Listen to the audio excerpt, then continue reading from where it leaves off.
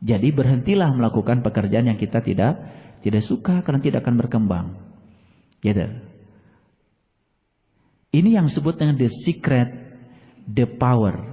Ini adalah rahasia dari satu kekuatan di semesta. Yang sedang saya bicarakan adalah kekuatan yang terbesar yang mengendalikan semesta ini adalah cinta. Dan cinta bekerja berdasarkan hukum tarik-menarik. Bismillahirrahmanirrahim. Assalamualaikum warahmatullahi wabarakatuh. Alhamdulillahilladzi binuri jamalihi adha'a qulubal arifin wa bihaibati jalalihi akhraqa fu'adal asyikin wa ammara syirral wasilin. Asyhadu an la ilaha illallah wahdahu la syarikalah rabbul alamin wa asyhadu anna muhammadan abduhu wa rasuluh asrafal anbiya'i wal mursalin Sayyidina Muhammadin wa ala alihi wa sahbihi ajmain. Subhanaka la ilma lana illa ma 'allamtana innaka antal alimul hakim. Subhanaka Allahumma rabbana wa bihamdika asyhadu an la ilaha illa anta astaghfiruka wa atubu ilaih. Astaghfirullahaladzim. Astaghfirullahaladzim. Astaghfirullahaladzim. Allazi la ilaha illa huwal hayyul qayyum wa atubu ilaih min jami'il ma'asi wa dzunub. La haula wa la quwata illa billahil aliyyil azim. Sungguh sangat beruntung mereka-mereka yang telah menemukan bahwa sesungguhnya setiap saat dalam kehidupan ini adalah kehidupan yang menakjubkan. Kita akan merasa kehidupan ini menakjubkan manakala kita sudah bisa mempositifkan pikiran dan perasaan kita. Ternyata pikiran dan perasaan itu merupakan suatu sumber kekuatan. Kita sering tidak merasa bahwa sesungguhnya segala hal yang sedang terjadi dalam kehidupan kita yang saat ini kita jalani, sebetulnya kita sendiri yang telah menariknya dengan pikiran dan perasaan kita. Karena pikiran dan perasaan itu merupakan sumber kekuatan yang sangat dahsyat. Sekalipun pikiran dan perasaan itu tidak kasat mata, tetapi pikiran dan perasaan itu bisa memiliki kedahsyatan melampaui gaya gravitasi, melampaui medan elektromagnetik, melampaui kekuatan-kekuatan fisik yang lain. Dan itu ternyata nyata adanya bagi orang-orang yang memiliki kesadaran. Semoga setiap saat kita selalu merasakan bahwa kehidupan kita adalah kehidupan yang baru, yang selalu menakjubkan, sehingga kita selalu berada dalam keadaan bersyukur. Sama seperti hari ini kita dihadiahi hadiah kehidupan oleh Allah sejak kita terbangun dari tidur tadi pagi. Semua orang terbangun tadi pagi, tapi ada yang terbangun dengan kesadaran, ada yang terbangun begitu saja, sehingga kehidupan bagi dia menjadi hal yang biasa-biasa saja. Bagi orang-orang tertentu yang cerdas, ya, yang respon terhadap kehidupan selalu cerdas, ketidakcerdasan saja bisa direspon dengan cara yang cerdas. Perlakuan yang tidak cerdas pun bisa direspon dengan respon yang cerdas. Perilaku yang bodoh pun bisa direspon dengan respon yang cerdas. Nah, bagi mereka yang sudah di level ini, kehidupan selalu menakjubkan. Sehingga setiap saat, ya, setiap pertambahan waktu yang diberikan Allah pada dirinya selalu memberikan pertambahan kesadaran karena dia hidup dalam kesadaran. Sama seperti orang makan, sama makannya, tapi bagi sebagian orang makan itu biasa saja. Tapi bagi sebagian yang lain, makan itu adalah hal yang menakjubkan. Bagi sebagian orang mengunyah itu ya biasa, Tapi bagi sebagian orang yang lain, mengunyah itu hal yang menakjubkan. Saat dia merasakan enzim yang disediakan Tuhan di dalam tenggorokan yang bisa membuat makanan itu menjadi berasa, sekalipun cuma nasi barangkali.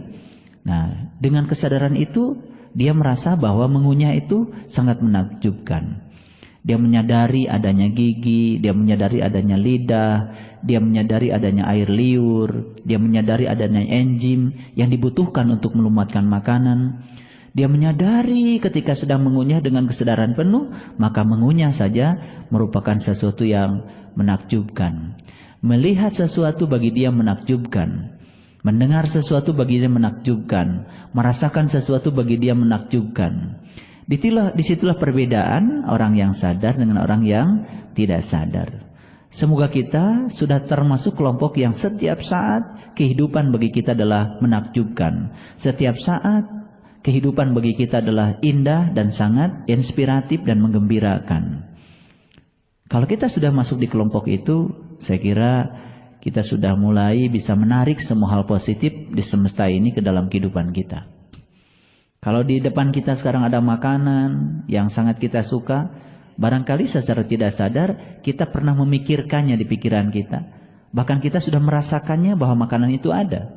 Dan makanan itu sekarang ada di depan kita.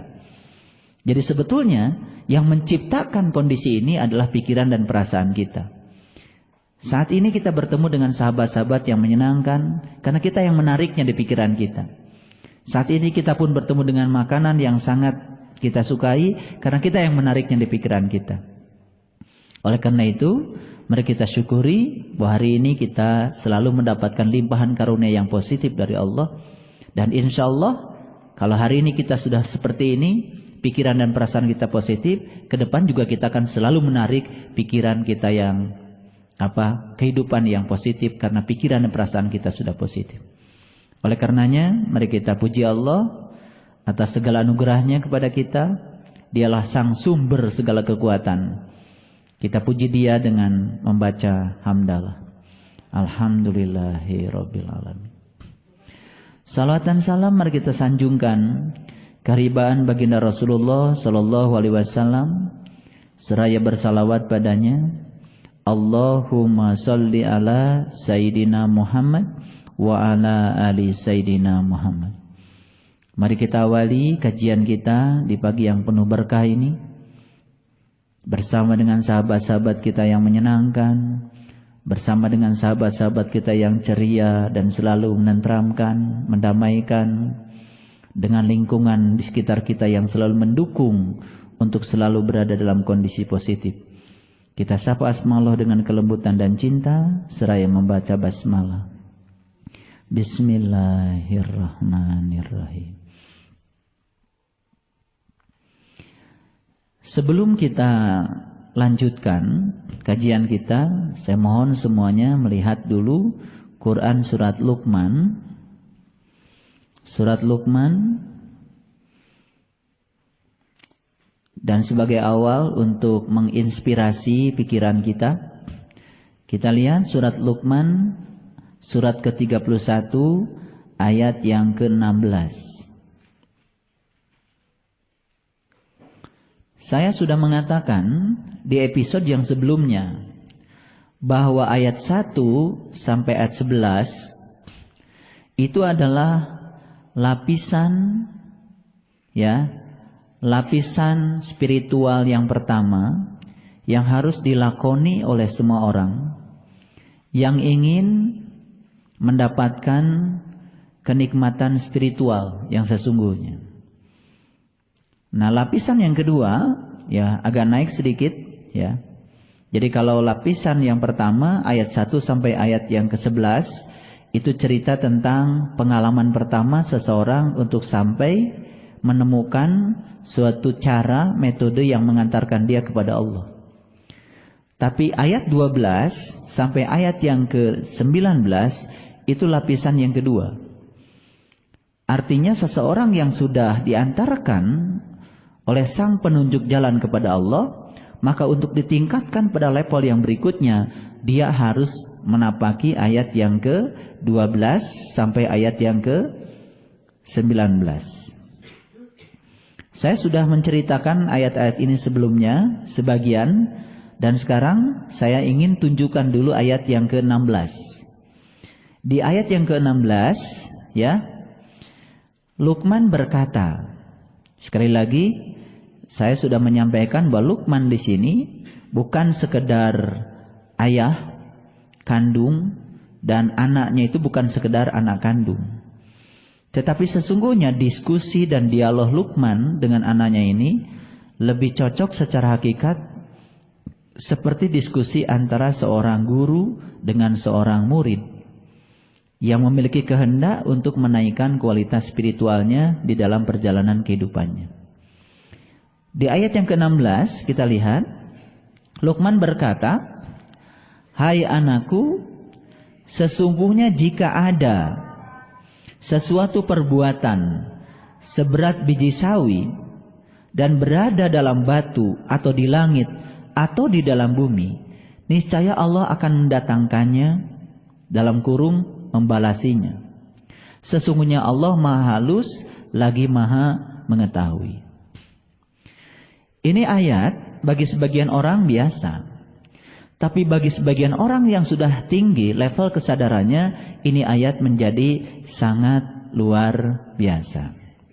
Saya akan berbicara untuk mengelaborasi ayat ini menggunakan bahasa saintifik, bahasa ilmiah. Sedikit saya nanti akan memberikan hasil-hasil penelitian yang sudah dilakukan oleh ribuan orang, leluhur-leluhur kita, yang sudah menuliskannya hasil penelitian mereka dalam ya kalimat-kalimat yang sangat indah, sering disebut dengan kalimat-kalimat filosofi atau disebut dengan kata-kata mutiara. Saya kira itu semua itu hasil penggalian yang sangat dalam dari pengalaman kehidupannya. Ayat ini menceritakan kepada kita bahwa sebesar apapun yang kita lakukan, baik itu kebaikan maupun keburukan, semua akan kembali ke dalam diri kita sendiri. Saya ingin mengatakan bahwa sesungguhnya nasib itu bukan kebetulan, tapi nasib adalah pilihan. Sekali lagi kita lakukan satu revolusi bahwa nasib itu bukan kebetulan, tapi nasib adalah suatu pilihan. Takdir dengan nasib berbedanya hanya kurun waktu saja. Kalau takdir itu apa yang sudah terjadi, sedangkan nasib apa yang belum terjadi dan itu masih bisa diubah. Nah sekarang yang sudah terjadi, apakah itu kebetulan? Bukan. Yang sudah terjadi, kebaikan keburukan dalam kehidupan kita, itu adalah pilihan kita juga, cuman kurun waktunya di masa lalu dan itu sudah terjadi. Nasib itu sesuatu yang belum terjadi, adanya di kurun yang akan datang. Dan kita juga sebetulnya yang bisa mengambil pilihan, mau seperti apa nasib kita. Takdir dan nasib sebetulnya dimensinya sama, tetapi kurun waktu yang berbeda. Takdir tidak bisa diubah, nasib bisa diubah. Ya. Takdir pilihan siapa? Ya pilihan kita. Nasib juga pilihan kita. Semua adalah pilihan kita. Karena semua yang hadir di kehidupan kita sebetulnya kita yang telah menariknya di pikiran dan perasaan kita. Karena itu adalah sumber kekuatan kehidupan. Jadi kalau begitu apa yang mencipta? Siapa yang menciptakan kehidupan kita? Yang menciptakan kehidupan kita ya jelas Allah. Tapi Allah sudah menciptakan semesta ini bekerja sedemikian rupa dengan mekanisme hukum-hukum tertentu. Nah, hukum yang ada akan merealisasikan semua yang kita cipta dalam pikiran dan perasaan kita. Jadi kelihatannya bagi orang awam yang menciptakan kehidupan kita adalah Allah. Tapi bagi orang yang sudah dalam memahami tentang mekanisme hukum alam ini bekerja, yang menciptakan kehidupan kita sebetulnya adalah pikiran dan perasaan kita. Ini topik sangat menarik dan setelah ini saya harapkan kita mengalami suatu ya perubahan ya di dalam kehidupan kita secara luar biasa, walaupun mendadak, cepat, tetapi perubahan ini menuju pada arah yang positif. Dan kita akan merasakan bahwa kehidupan ini ternyata sangat menakjubkan. Kita ambil satu contoh yang sederhana. Apa yang kita inginkan dalam hidup kita? Yang kita inginkan dalam kehidupan kita adalah hal yang kita suka. Apa yang tidak kita inginkan dalam hidup kita? Yang tidak kita inginkan dalam kehidupan kita adalah hal yang tidak kita suka. Oke. Ketika kita sedang membicarakan hal yang kita suka, ya, berarti sebetulnya kata-kata ini muncul dari pikiran dan perasaan kita. Karena pikiran dan perasaan kita sedang menginginkannya. Lalu mulut kita membicarakan hal yang kita suka. Ketika kita sedang membicarakan hal yang kita suka, pikiran dan perasaan kita pun ya memiliki kekuatan untuk menciptanya. Sebetulnya secara tidak langsung kita sedang menciptakan hal yang kita suka.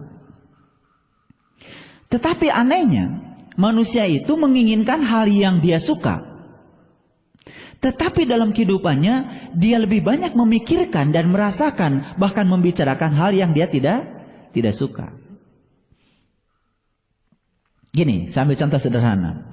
Kita pasti tidak menginginkan macet. Karena macet hal yang kita tidak suka. Tetapi setiap kali kita bertemu dengan orang, dengan siapa saja, kita senang sekali membicarakan bahwa kita telah terjebak macet. Kelihatan kata-kata kita itu sederhana. Tapi sebetulnya kita sedang mengulang kembali untuk menarik macet-macet berikutnya di kesempatan yang akan datang. Karena kita sedang memelihara kata macet dalam pikiran dan perasaan kita. Apalagi kalau kita setiap hari terus mengulang-ulang apa yang kita tidak suka. Kita pernah punya pengalaman yang buruk di masa lalu. Dan pengalaman itu kita tidak suka. Tetapi karena kita gagal membiarkan masa lalu pergi, lalu masa lalu itu kemudian datang lagi, dimasukkan ke dalam pikiran kita, dimasukkan ke dalam perasaan kita, bahkan dibicarakan berulang-ulang dengan orang-orang di sekitar kita. Sebetulnya kita sedang menarik kembali apa yang kita tidak suka di masa lalu ke dalam kehidupan yang akan datang.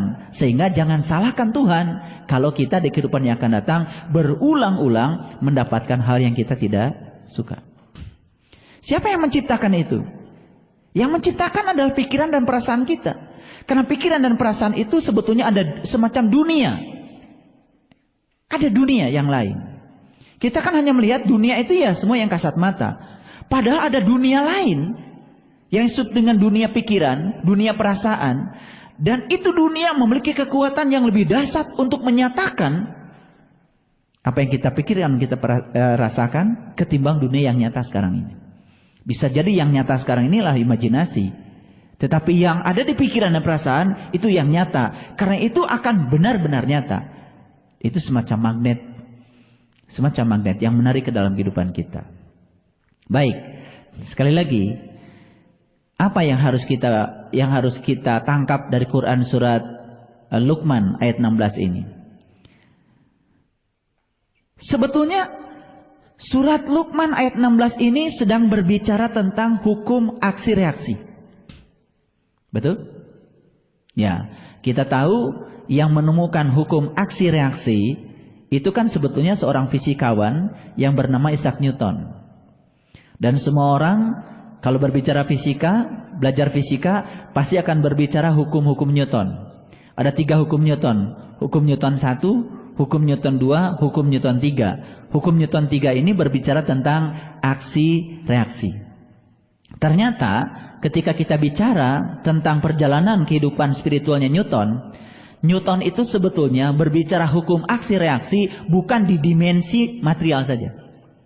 Tapi Newton ternyata lebih jauh lagi berbicara tentang hukum aksi reaksi itu dalam dimensi yang lebih jauh. Dalam dunia yang tak bertepi. Yaitu di dalam hukum spiritual. Jadi tidak salah kalau di spiritual ada yang disebut dengan hukum tarik-menarik spiritual. Ya. Jadi hukum atraksi ya, sebetulnya tidak terjadi antara materi dengan materi saja. Tetapi itu terjadi di semua kehidupan. Dan ternyata salah satu yang menyebabkan kehidupan ini ada satu kekuatan yang ada Tuhan ciptakan di semesta, yang setiap orang tidak bisa mengungkapkan kekuatan itu, tapi semua orang bisa merasakannya. Dan kekuatan itu bernama cinta. Dan cinta itu bukan sekedar dalam dimensi yang sempit, tapi cinta dalam dimensi yang sangat luas. Alexander Graham Bell itu menciptakan telepon, saya yakin itu karena cinta. Karena cinta. Keluarganya Wright pada saat main-main dengan pesawat, lalu kemudian terciptalah pesawat yang sangat memudahkan kita dalam dunia transportasi. Saya percaya itu pun karena cinta. Bahkan ada yang mengatakan ketika cinta kita usir dari dunia ini, maka dunia ini ke dalam sekejap akan berubah menjadi kuburan. Satu masyarakat, satu bangsa terbentuk karena apa? Satu bangsa terbentuk karena apa? Karena ada provinsi-provinsi. Provinsi terbentuk karena ada kabupaten kota. Kabupaten kota terbentuk karena apa? Karena ada kecamatan. Kecamatan terbentuk karena ada RW-RW. RW-RW terbentuk karena ada RT-RT. RT terbentuk kan karena ada keluarga. Dan keluarga terbentuk karena cinta. Betul nggak? Jadi kalau gitu, bangsa ini terbentuk karena apa? Karena cinta. Kalau begitu dunia ini terbentuk karena apa? Karena cinta. Makanya satu hukum yang paling baik untuk kita bicarakan saat ini, hukum cinta, salah satunya adalah hukum tarik-menarik. Betul nggak? Ini saya kasih tahu. Kita tertarik pada makanan yang kita sukai, pada makanan yang favorit. Begitu kita berhadapan dengan makanan yang kita sukai, saat itu juga kita merasakan bahwa di depan kita ada makanan yang menakjubkan. Betul nggak? Ketertarikan pada makanan itu karena kita merasakannya, karena kita menyenanginya, karena itu adalah makanan favorit kita. Pada saat itu sesuatu menjadi sangat menakjubkan. Betul? Oke. Sekarang kita bicara lebih luas lagi. Saya mau bicara pada aspek materi saja dulu. Kenapa bumi ini bisa tetap berada di porosnya? Kenapa bumi ini tetap mengitari matahari? Kenapa semua bintang-bintang itu tetap berada di porosnya? Mengapa semua diam di porosnya semua? Itu kan karena ada satu hukum. Hukum tarik-menarik. Mengapa tubuh kita sekarang terbentuk seperti ini? Karena di dalamnya ada apa? Ada molekul.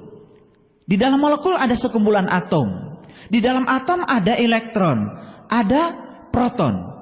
Ada elektron yang bergerak mengelilingi inti, ada inti atom di tengahnya. Inti atom bermuatan positif dan elektron bermuatan negatif. Dua benda bermuatan, yang satu bermuatan negatif, yang satu bermuatan positif, terjadi tarik-menarik yang disebut dengan tarik-menarik gaya listrik yang menimbulkan gaya sentripetal yang menyebabkan elektron berputar mengelilingi inti. Itu kan karena ada hukum tarik-menarik. Jadi sebetulnya tubuh kita terjadi karena apa? Karena hukum tarik-menarik. Nah, salah satu kekuatan cinta, salah satunya adalah hukum tarik-menarik. Hukum tarik-menarik ada, itu karena cinta.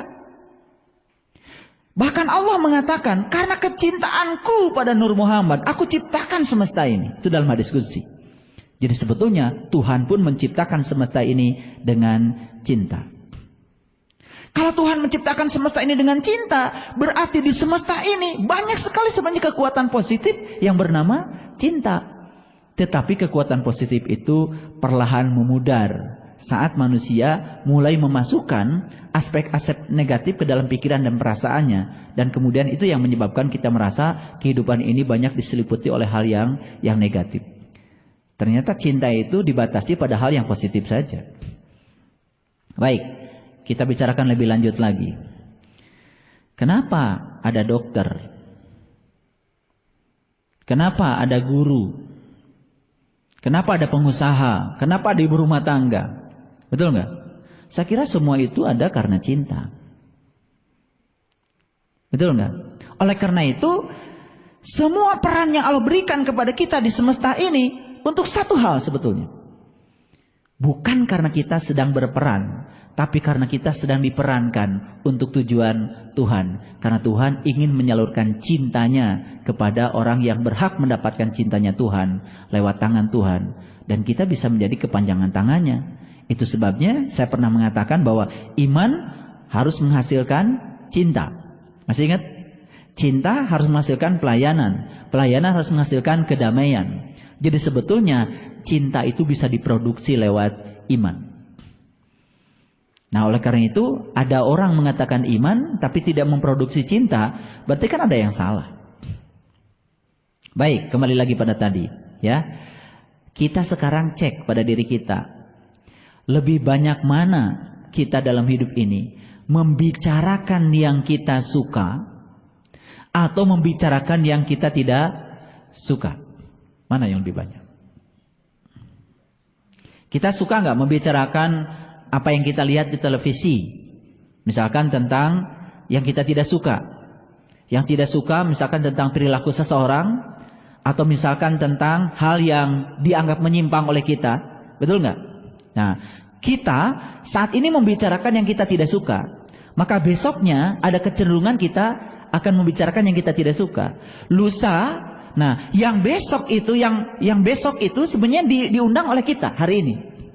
Karena hari ini kita sedang menariknya lewat pikiran dan perasaan kita.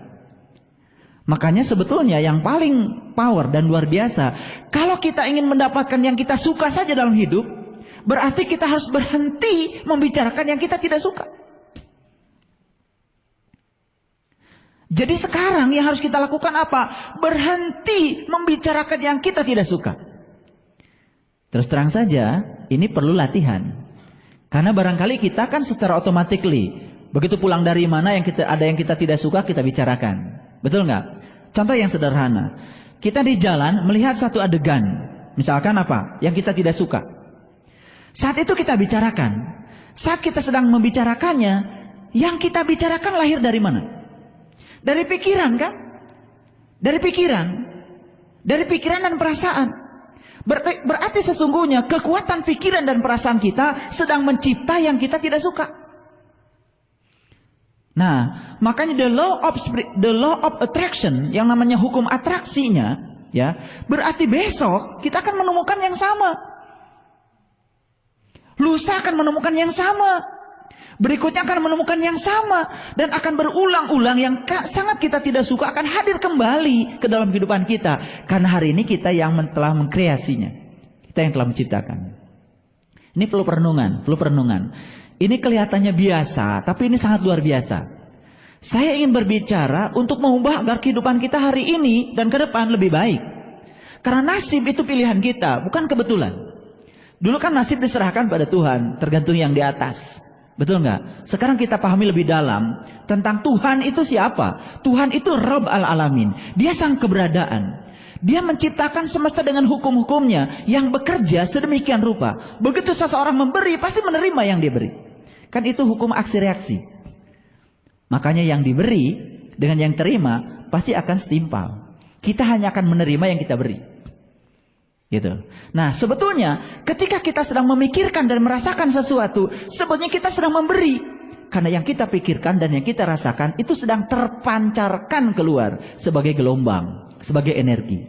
Nah, ketika kita memikirkan dan merasakan sesuatu yang positif, berarti kita sedang memberikan ke semesta yang positif. Ketika sedang memikirkan dan merasakan yang negatif, itu akan menjadi kekuatan yang sedang dipancarkan pada semesta sebagai hal yang negatif. Berarti kita sedang memberi yang negatif. Pasti kita akan menerima yang negatif. Tolong diperhatikan. Ini perlu bukan perenungan saja, tapi kita juga perlu menyelidikinya dalam kehidupan kita. Sebetulnya hukum ini sudah terjadi sejak lama. Kita tidak menerima hukum gravitasi, kita tidak menerima hukum elektromagnetik, walaupun kita tidak menerimanya, tetap saja hukum itu berjalan. Betul nggak? Nyatanya apa? Saya tidak percaya itu hukum gravitasi. Kenyataannya walaupun orang tidak percaya, ketika dia pegang benda, kemudian dia jatuh benda, tetap saja benda itu jatuh ke bumi. Dan hukum gravitasi ini itu yang telah mendamaikan kita. Kita bisa menginjakkan kaki di bumi ini karena ada hukum gravitasi. Air bisa mengalir di sungai karena hukum gravitasi. Makanan bisa diam di piring ini bisa karena hukum gravitasi. Air bisa tinggal di dalam gelas ini karena hukum gravitasi. Bayangkan begitu hukum gravitasi diambil oleh Allah, semua ini menjadi berantakan. Pisang goreng bisa tinggal di sini dan kita mengambilnya dengan leluasa karena hukum gravitasi. Kita tidak sadar bahwa sebetulnya kita bisa duduk sekarang karena ada hukum gravitasi. Betul nggak? Kita ditarik oleh bumi. Dengan gaya sebesar gaya tarik bumi pada kita. Sebetulnya kita pun menarik bumi dengan gaya sebesar gaya tarik kita pada bumi. Jadi sebetulnya ada gaya yang bekerja pada diri kita, ada gaya yang bekerja pada bumi secara simultan dalam waktu yang bersamaan. Cuman kan kita sering mengatakan kita jatuh ke bumi, bukan bumi jatuh ke kita.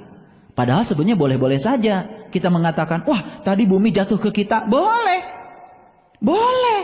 Bukan kita jatuh ke bumi, tapi tadi bumi jatuh ke kita, biar gak kerasa sakitnya. Ada orang lagi kerja di bangun, aduh orang itu jatuh ke bumi. Ya supaya gak kerasa sakitnya, bilang aja, tadi bumi jatuh ke orang. Boleh? Boleh. Cuman karena kita tidak tahu rahasianya. Yang kita tahu itu kan sebenarnya bumi itu tidak memberikan, bumi itu memberikan gaya pada orang. Kita lupa bahwa sebetulnya orang pun memberikan gaya pada bumi.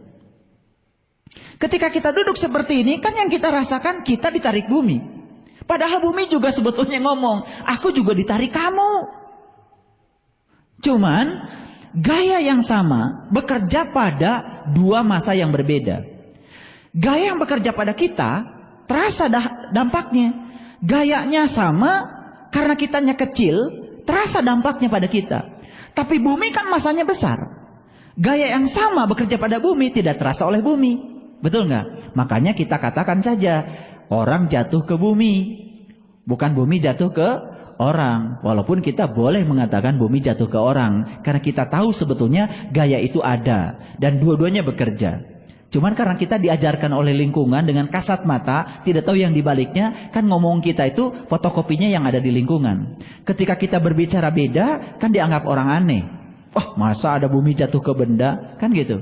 Ada bumi jatuh ke orang, kan nggak percaya. Padahal itu adalah hukum gravitasi. Jadi hukum gravitasi itu kasat mata? Kasat mata? Tidak. Yang kasat mata itu dampaknya. Sekarang hukum cinta kasat mata? Tidak. Yang kasat mata itu adalah dampaknya. Betul nggak? Cintanya tidak kelihatan. Tahu-tahu udah ada orang aja anak.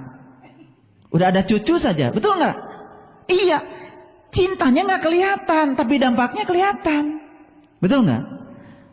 Jadi jangan mengira yang tidak kelihatan itu tidak memiliki kekuatan. Bisa jadi yang tidak kelihatan lebih dahsyat kekuatannya daripada yang kelihatan. Karena kita lebih suka yang kelihatan kan? Makanya kita harus mengembangkan pikiran kita, imajinasi kita, inspirasi kita, kecerdasan kita untuk melihat bahwa sesungguhnya ada satu dunia di balik dunia yang nyata ini, yaitu dunia pikiran dan perasaan yang memiliki kekuatan yang sangat dahsyat, dan itu yang mencipta kehidupan kita. Jadi sebetulnya ya, Quran surat Luqman ayat 16 sudah cerita itu. Sudah cerita itu, ya. Jadi apa saja yang kau pancarkan yang positif, kau akan menariknya yang positif. Apa saja yang kau pancarkan yang negatif, kau akan menariknya yang negatif. Sekarang, sekali lagi saya ingin tegaskan, berarti mulai hari ini kita harus berhenti membicarakan yang kita tidak suka. Misalkan gini, kita tidak suka dengan orang, kemudian orang itu terus aja dibicarakan karena kita tidak suka dengan dia. Sebetulnya kita sedang menarik orang-orang yang sama untuk dibicarakan oleh dia di kehidupan yang besok dan lusa, terus menerus. 3 kali dia membicarakan orang yang berbeda, berarti di depan akan ada 3 lagi orang yang akan hadir dalam kehidupan dia untuk dia bicarakan. Dan terus dia akan berhadapan dengan orang-orang seperti itu. Sekarang mari kita ubah. Kita bicarakan saja orang-orang yang menyenangkan kita. Betul nggak? Lebih banyak kita bicarakan orang yang menyenangkan kita, maka setiap hari kita akan ketemu dengan orang-orang yang menyenangkan. Bicarakanlah makanan yang menyenangkan. Setiap hari kita akan ketemu makanan yang menyenangkan. Jadi sebetulnya ya, kita ada kesalahan besar dalam kehidupan kita. Apa? Kita mengira hari Senin sampai hari Jumat saatnya kita bekerja keras, dan hari Sabtu, hari Minggu kemudian kita libur santai, menikmati hasil kerja keras. Itu salah. Kalau kita berpikir seperti itu, tetap saja Senin sampai Jumat hari yang menyiksa kita. Hanya sesekali saja di akhir pekan kita mendapatkan hari yang menyenangkan. Karena sudah diplot oleh pikiran kita, Senin sampai Jumat adalah hari kerja keras. Kata kerja keras masuk di dalam pikiran dan perasaan kita. Akibatnya Senin sampai Jumat kita tidak bahagia. Kenapa tidak kita ciptakan pekerjaan saya adalah pekerjaan yang menyenangkan? Makanya berhenti melakukan pekerjaan yang kita tidak suka. Karena itu tidak akan berkembang. Lakukan saja pekerjaan yang kita suka. Ada orang sukses bikin travel. Awalnya cuma karena dia suka bepergian. Ternyata dia awalnya suka bepergian. Terus aja init-initan. Ternyata membuat dia menarik semua yang positif tentang dunia travel ke dalam kehidupannya. Ternyata setelah saya wawancari semua teman-teman yang bergerak di dunia travel, gawe awalnya tuh tukang init-initan. Tapi dia senang melakukan itu. Gitu. Mohon maaf. Jadi berhentilah melakukan pekerjaan yang kita tidak suka karena tidak akan berkembang. Gitu. Ini yang disebut dengan the secret, the power. Ini adalah rahasia dari satu kekuatan di semesta. Yang sedang saya bicarakan adalah kekuatan yang terbesar yang mengendalikan semesta ini adalah cinta. Dan cinta bekerja berdasarkan hukum tarik-menarik. Setuju nggak? Awalnya kan kita tertarik pada pasangan kita. Betul nggak? Sehingga setelah itu terjalin hubungan. Namanya cinta. Betul nggak? Awalnya kan tertarik. Jadi ketika kita menyukai sesuatu, kan awalnya dari ketertarikan dulu. Nah, karena ketertarikan ini awalnya, berarti semua hal bekerja dengan hukum ketertarikan. Nah, sekarang tubuh kita juga bekerja begitu. Betul nggak? Seperti itu. Semua sel di tubuh kita bekerja dengan hukum tarik-menarik. Betul nggak? Bangunan ini ada karena bekerja dengan hukum tarik-menarik. Gimana Pak? Kan itu mah semen. Ya Allah. Semen itu ya dengan besi, dengan pasir, dengan batu bata itu kan diikat oleh air. Betul nggak? Ternyata semen keras, batu keras, besi keras, bata keras. Semua yang keras suruh bersatu nggak bisa. Setelah diikat dengan air, semuanya menjadi bersatu. Kenapa air bisa mengikat? Karena air itu sangat lembut. Makanya Allah bilang di sini, apa katanya? Innallaha latifun khabir. Sesungguhnya Allah itu maha lembut dan maha mengetahui. Jadi yang mengikat semuanya adalah Allah. Ternyata yang keras dengan yang keras tidak akan pernah bisa bersatu. Yang keras dengan yang keras hanya bisa disatukan dengan yang lembut. Nah, kelembutan itu adanya di cinta. Hukum tarik menarik bukan itu. Tarik menarik. Masih ingat kan dulu waktu kita di SMP belajar fisika, ada yang namanya gaya adesi, ada yang namanya gaya kohesi. Pinter ngomongnya mah. Gaya kohesi itu kan sebetulnya tarik menarik antara molekul-molekul yang sejenis. Gaya adesi tarik menarik antara molekul yang tidak sejenis. Kan gitu. Kenapa air bisa berkumpul? Ya, bisa berkumpul ya dengan teman-temannya. Karena air sedang melakukan gaya kohesi dengan sesama molekul air, lalu dia berkumpul. Betul nggak? Ternyata syarat untuk berkumpul itu harus sejenis. Iya kan? Iya, harus sejenis. Makanya kan Allah pisahkan. Ya, Allah pisahkan. Yang seperti ini tipikalnya pasti berkumpul dengan yang gini. Yang begitu tipikalnya berkumpul dengan yang begitu. Yang begini tidak nyaman dikumpulkan dengan yang begitu. Ada kecenderungan yang sejenis yang akan dikumpulkan. Gitu. Nah, sekarang air kenapa tidak tarik menarik dengan gelas? Kan tidak sejenis. Ketika air dengan air lebih kuat kohesinya, makanya adanya gaya adhesi itu tidak menimbulkan air menjadi porak-poranda. Walaupun gaya adhesi itu tetap ada. Betul nggak? Ketika kita berkumpul dengan teman-teman yang sama, sebenarnya di luar kita yang tidak sama juga ingin menarik kita. Cuman kekuatan mereka tidak lebih besar daripada kekuatan kita yang sama. Jadi resultan gayanya menuju ke dalam. Akibatnya kita tetap berkumpul seperti ini. Ini kalau ditafakuri semua itu luar biasa.